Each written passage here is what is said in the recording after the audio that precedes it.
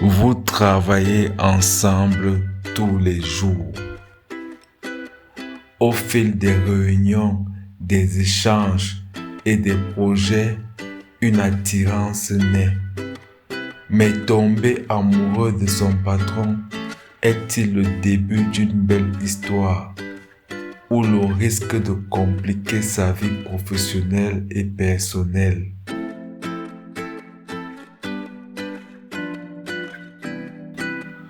Tomber amoureux de son patron est plus fréquent qu'on ne le pense. Au fil du temps, l'admiration peut se transformer en attirance. On respecte son intelligence, son assurance, sa capacité à prendre des décisions ou à inspirer les autres. Le fait de travailler ensemble chaque jour renforce parfois cette proximité. Mais il faut aussi rester prudent.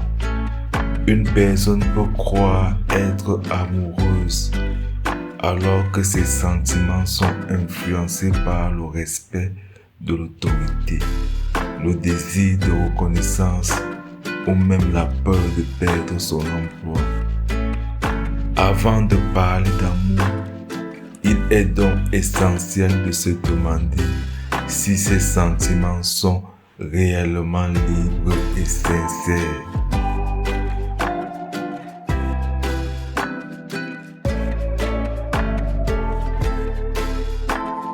Lorsqu'elle est sincère et librement consentie, une relation avec son patron peut devenir une belle histoire d'amour. Le couple se connaît déjà dans un environnement où chacun a pu découvrir les qualités de l'autre, le sérieux, la fiabilité, la capacité à gérer les difficultés et à travailler en équipe. Cette admiration mutuelle peut renforcer la confiance et la complicité. Mais une condition est essentielle. Chacun doit pouvoir aimer l'autre sans pression, sans privilège et sans crainte. L'amour ne doit jamais être confondu avec l'autorité.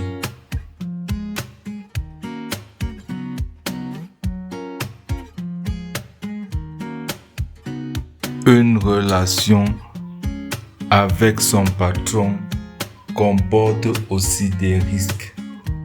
Les collègues peuvent avoir l'impression qu'il existe des traitements de faveur, ce qui peut créer des tensions dans l'équipe.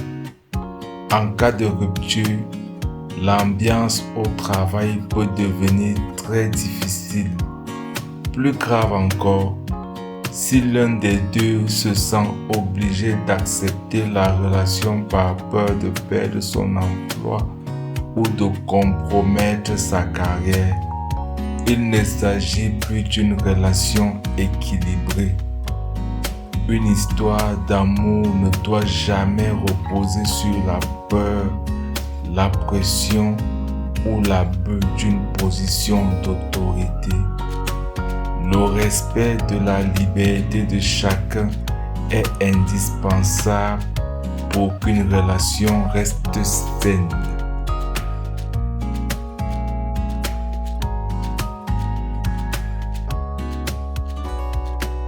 Si deux personnes décident de vivre une relation malgré un lien hiérarchique, elles doivent faire preuve d'une grande maturité.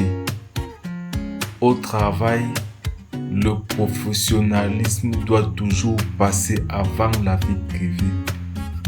Les décisions doivent rester justes, sans favoritisme ni privilège.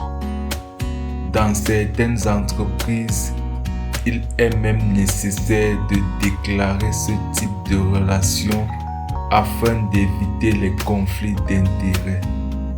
Enfin, chacun doit rester libre de mettre fin à la relation sans craindre de perdre son emploi ou de voir sa carrière pénalisée. L'amour ne doit jamais coûter la dignité ou la liberté de l'autre.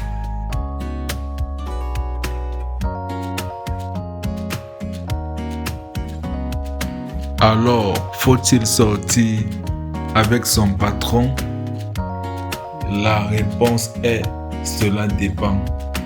Si la relation est libre, sincère et fondée sur le respect mutuel, elle peut donner naissance à une très belle histoire d'amour. Mais si les sentiments sont influencés par la peur, la dépendance ou le pouvoir, le risque de souffrance est réel. Une relation amoureuse doit toujours placer les deux personnes sur un pied d'égalité, même lorsque leurs fonctions sont différentes. En amour, le véritable pouvoir n'est pas l'autorité, c'est le respect.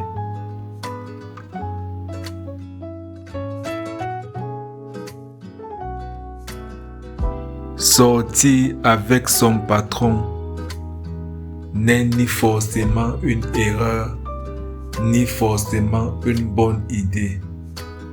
Tout dépend de la manière dont cette relation est vécue. Lorsque l'amour est sincère, libre et respectueux, il peut s'épanouir même dans un cadre professionnel. Mais dès que la peur, la pression, le favoritisme ou l'abus de pouvoir s'installent, la relation perd son équilibre.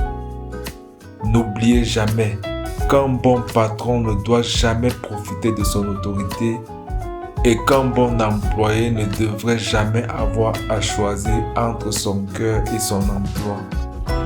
En amour comme au travail, le respect est la plus belle preuve d'amour.